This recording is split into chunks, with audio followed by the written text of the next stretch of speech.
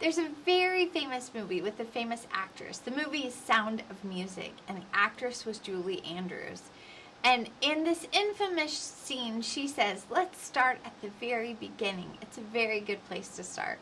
So we want to go over the beginning and basics of communication, just to kind of get our feet wet. Before we do, I think it's important that you know that every time you present to any audience, they are asking the question, what's in this for me? How do I benefit? There are 3 primary ways that you benefit from taking a public speaking course. It's why it's on your curriculum. It's why it's required. So, professionally, at your work, academically, in class, you'll be asked to present, but also civically. We want you to be a good student and learn skills, but our goal is that you would become a good human so that you can contribute to your community. So now that we've talked about the benefits, let's move on just a little bit to the beginnings. And I'm going to tell you, we're going to start with an old dead guy. His name was Cicero. He came up with these 5 canons.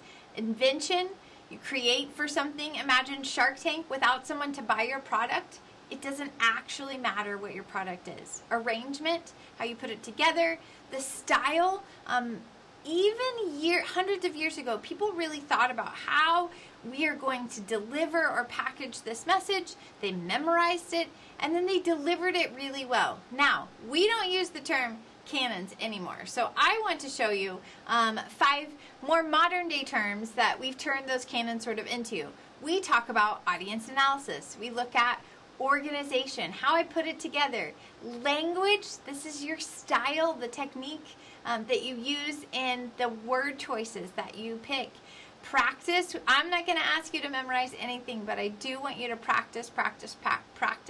And delivery matters so very much. So, what types of communication are there? And we want to really look at 4 primary types. And I want to leave you with a takeaway. We have dyadic communication, that means between 2 people. We have small group communication that is primarily about 3 to as many as 12 people. We have mass communication, and that is all the socials, all the media. So that is reaching a massive group of people that it's hard to even receive feedback from, because usually you're not getting that feedback live, or at least not non-verbally. And finally, we have what you are in, and that's public speaking or public communication, where it's usually anywhere from 12 to you can have hundreds or even thousands of people in a public speaking event. I want to leave you with the key takeaway. I want you to write this down so that if it shows up on a quiz, you'll know it.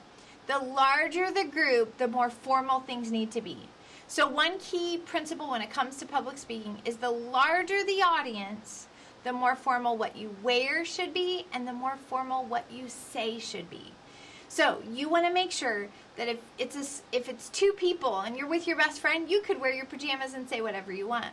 But if you're talking to 200 people, you're not going to show up in your pajamas, and you're going to really think about the words that you use. So we've gone over the beginnings. Stay tuned. We're going to move into what I call the basics, or the models of communication.